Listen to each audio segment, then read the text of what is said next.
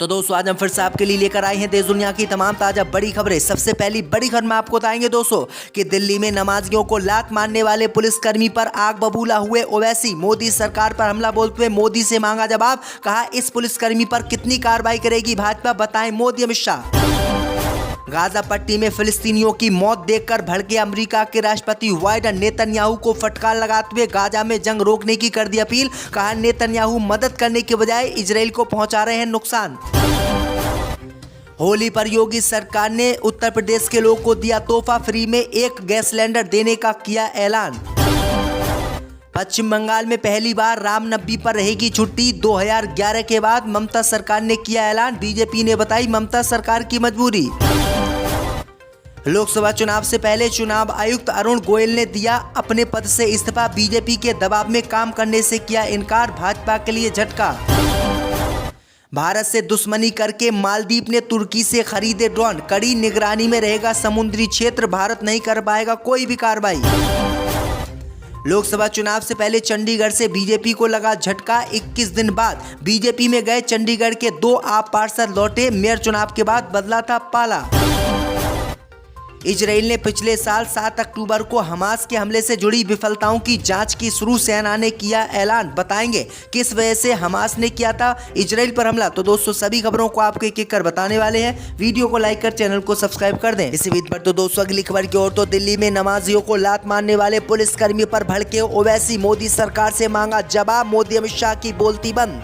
जब दोस्तों आपको बता दें कि दिल्ली के इंद्रलोक इलाके में जुमे की नमाज अदा कर रहे युवाओं को लात मारने वाले पुलिसकर्मी का मामला तूल पकड़ता जा रहा है। अब इस मामले को लेकर असदुद्दीन ओवैसी आग बबूला हो गए हैं और उन्होंने प्रधानमंत्री मोदी और अमित शाह से जवाब मांगा है। असदुद्दीन ओवैसी ने कहा है कि दिल्ली के इंद्रलोक में रोड पर लोग नमाज पढ़ रहे थे, ये कोई नई बात नहीं है, बल्कि जुमे के दिन ऐसा होता ही है और एक पुलिसकर्मी आकर नमाजियों को लात मारा। ये वीडियो देखकर साफ हो गया कि पुलिसकर्मी के मन में मुसलमानों के खिलाफ कितनी नफरत भरी है।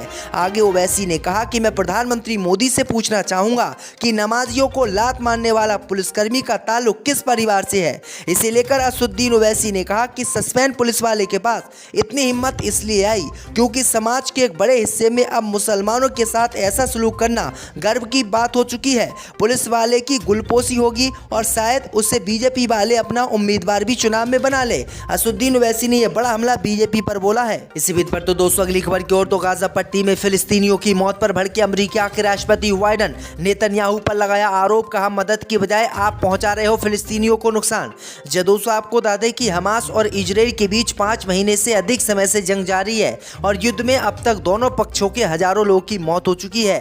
फिलहाल ना तो जंग की रफ्तार कम हो रही है और ना ही लोग की जान की परवाह की जा रही है। इस बीच अमेरिका ने अपने सहयोगियों देशों को एक बार फिर से युद्ध को लेकर चेताया है। अमेरिका के राष्ट्रपति जो बाइडेन का कहना है कि जिस तरह से गाजा पर हमले किए जा रहे हैं वैसे इजरायली प्रधानमंत्री नेतन्याहू इजराइल की मदद करने से ज्यादा उसे नुकसान पहुंचा रहे हैं। वहीं आपको बता दें कि इजराइल के प्रधानमंत्री नेतन्याहू से अब अमेरिका के राष्ट्रपति ने गाजा पट्टी में जंग रोकने की अपील कर दी है। इसी बीच पर तो दोस्तों अगली खबर की ओर, तो होली के त्योहार पर योगी सरकार ने दिया उत्तर प्रदेश वासियों को बड़ा तोहफा, फ्री में LPG सिलेंडर देने का किया ऐलान।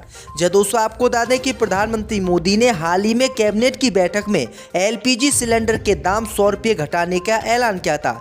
इसके बाद अब उत्तर प्रदेश की योगी आदित्यनाथ सरकार ने राज्य के उज्जवल लाभार्थियों को होली पर बड़ा तोहफा दिया है। उत्तर प्रदेश की योगी सरकार की ओर से राज्य के 1 करोड़ से ज्यादा परिवारों को होली के त्योहार पर मुफ्त LPG 1 सिलेंडर मिलेगा। रंग के पर्व होली पर उत्तर प्रदेश की योगी सरकार ने यह बड़ा ऐलान किया है। इसी बीच पर तो दोस्तों अगली खबर की ओर, तो लोकसभा चुनाव से पहले चुनाव आयुक्त अरुण गोयल ने दिया इस्तीफा, मोदी सरकार पर लगे आरोप। जदों आपको बता दें कि चुनाव आयुक्त अरुण गोयल ने शनिवार को अपने पद से इस्तीफा दे दिया।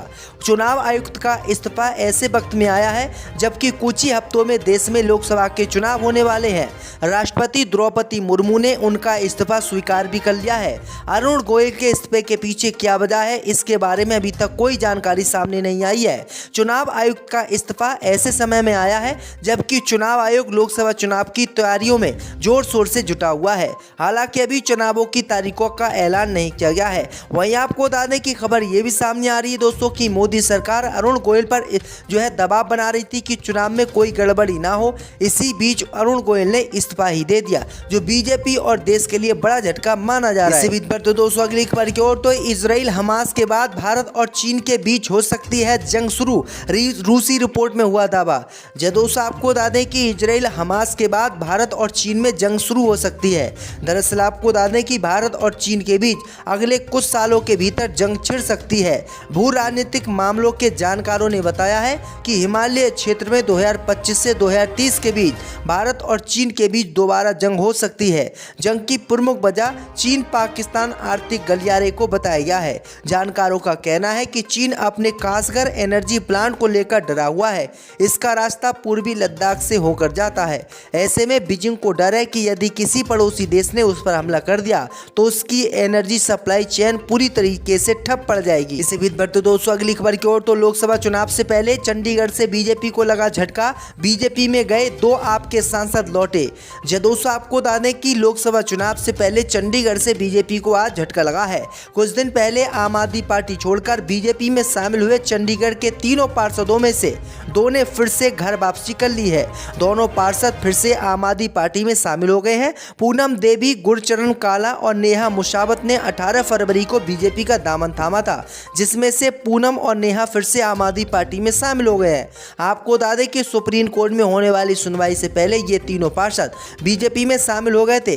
भाजपा के राष्ट्रीय महासचिव विनोद तावड़े ने पूर्व प्रदेश अध्यक्ष अरुण सूद के साथ उनका पार्टी में स्वागत करवाया है। इसी बीच बढ़ते दोस्तों अगली खबर की ओर, तो इजराइल ने पिछले साल 7 अक्टूबर को हमास से हमले से जुड़ी विफलताओं की जांच की शुरू। दोस्तों आपको बता दें कि इजराइल की सेना ने पिछले 7 अक्टूबर को हमास के हमले से जुड़ी विफलताओं की जांच इजराइल में शुरू कर दी है। हमले में सैकड़ों नागरिकों की मौत हो गई थी और 200 से अधिकों को हमास के लड़ाके अपहरण करके गाजा पट्टी ले गए थे। सेना के chief of general staff Herzi ने कमांडरों को लिखे एक पत्र में इसका खुलासा किया है। उन्होंने लिखा है कि अचानक हुए हमलों में सैकड़ों नागरिक और सैनिकों की जान चली गई थी। सुरक्षा कर्मी हमले को रोकने बलों के जीवन की रक्षा करने में विफल रहे। आगे उन्होंने कहा है कि इसकी जांच की जा रही है और जो लोग भी इसके दोषी होंगे उनके खिलाफ कार्रवाई इजराइल में की जाएगी। इसी बीच पर तो दोस्तों अगली खबर की ओर, तो बंगाल में पहली बार रामनवमी पर रहेगी छुट्टी। बीजेपी ने बताई ममता सरकार की मजबूरी। दोस्तों आपको बता दें कि पश्चिम बंगाल में ममता बनर्जी के नेतृत्व वाली टीएमसी सरकार ने 17 अप्रैल को रामनवमी के अवसर पर सार्वजनिक अवकाश घोषित पश्चिम बंगाल में किया है। टीएमसी सरकार ने 2011 में राज्य की सत्ता में आने के बाद पहली बार रामनवमी पर सार्वजनिक अवकाश की घोषणा की है। राज्य सरकार द्वारा जारी अधिसूचना के अनुसार आवश्यक सेवाओं को छोड़कर राज्य सरकार के सभी कार्यालय, उनके सहयोगी संगठन और उपक्रम 17 अप्रैल को बंद रहेंगे। इसी बीच पश्चिम बंगाल विधानसभा में विपक्ष के नेता शुभेंदु अधिकारी ने दावा किया है कि बीजेपी के दबाव में ममता बनर्जी की सरकार ने रामनवमी पर छुट्टी का फैसला लिया है। अधिकारी ने सोशल मीडिया प्लेटफॉर्म एक्स पर इसकी जानकारी भी दी है। इसी बीच बढ़ते दोस्तों अगली खबर की ओर, तो भारत से नाता तोड़कर मालदीव ने तुर्की से खरीदे ड्रोन, कड़ी निगरानी में रहेगा समुद्री क्षेत्र। दोस्तों आपको बता दें कि भारत से दुश्मनी करके मालदीव की सरकार ने देश के आर्थिक क्षेत्र में गश्त के लिए तुर्की से ड्रोन खरीदे हैं। इसकी जानकारी शनिवार को एक मीडिया खबर से मिली है। कयास लगाए जा रहे हैं कि सरकार ड्रोन का संचालन अगले एक हफ्ते के भीतर शुरू कर सकती है। हालांकि ड्रोन की संख्या के बारे में जानकारी नहीं मिल सकी है। यही नहीं, मालदीव के रक्षा मंत्रालय या विदेश मंत्रालय ने भी फिलहाल इस तरह की कोई पुष्टि नहीं की है। ऐसी जानकारी ऐसे समय में सामने आई है जब चीन ने मालदीव के साथ द्विपक्षीय संबंधों को बढ़ावा देने के लिए मुक्त सैन्य सहायता प्रदान करने वाले वास्ते मालदीव के साथ कुछ दिन पहले ही एक रक्षा सहयोग के समझौते पर हस्ताक्षर किए थे। इसी बीच बढ़ते दोस्तों अगली खबर की ओर, तो उत्तर प्रदेश में लोकसभा चुनाव के लिए कांग्रेस ने उतारी 40 नेताओं की फौज, देखकर बीजेपी बेहोश। दोस्तों आपको बता दें कि उत्तर प्रदेश में लोकसभा चुनाव जीतने के लिए कांग्रेस पार्टी ने अपने 40 नेताओं की फौज उतार दी है। इन नेताओं की फौज को देखकर बीजेपी के नेताओं के पसीने छूट गए हैं। दरअसल आपको बता दें कि लोकसभा चुनावों की तैयारियों के बीच कांग्रेस पार्टी ने राजनीतिक मामलों की समिति और प्रदेश चुनाव समिति का गठन किया है। इस कमेटी का संयोजन संयोजक अविनाश पांडे और अजय राय को बनाया गया है। कांग्रेस अध्यक्ष माननीय मल्लिकार्जुन खड़गे ने राजनीतिक मामलों की 40 सदस्यीय कमेटी को मंजूरी दी है। इस कमेटी में 40 सदस्य और यूपी प्रदेश कांग्रेस समितियों के सभी फ्रंटल संगठनों के प्रमुख और राज्य के प्रभारी शामिल होंगे। आपको बता दें कि कमेटी में यूपी में गठबंधन के साथ आगे बढ़ने पर निर्णय लिया जाएगा। अब देखते हैं कि कांग्रेस पार्टी उत्तर प्रदेश में कितनी सीटें जीतती है। इसी बीच पर तो दोस्तों अगली खबर की ओर, तो मुंबई की इस लोकसभा सीट को लेकर उद्धव गुट की शिवसेना और कांग्रेस में जंग। जी दोस्तों, आपको बता दें कि महाराष्ट्र में मुंबई की उत्तरी पश्चिम लोकसभा सीट को लेकर महाविकास अखाड़ी में विवाद गहराता जा रहा है। शिवसेना की ओर से इस सीट पर प्रत्याशी मैदान में उतारने के बाद सियासी जंग छिड़ गई है। इस बीच शिवसेना यूबीटी के नेता ने अपनी पार्टी का बचाव करते हुए कांग्रेस नेता संजय निरुपम पर तंज कसा है। उद्धव ठाकरे गुट शिवसेना के प्रवक्ता आनंद दुबे ने संजय निरुपम को नसीहत देते हुए इस मामले पर कांग्रेस से बातचीत करने को कहा है। शिवसेना के प्रवक्ता आनंद दुबे ने कहा कि जब हमने 2019 में मुंबई उत्तर पश्चिम सीट जीती तो चुनाव लड़ना हमारा अधिकार बनता है। आपको बता दें कि शिवसेना की ओर से शनिवार को मुंबई की उत्तर पश्चिम लोकसभा सीट अमोल कीर्तिकार को अपना प्रत्याशी घोषित किया गया था।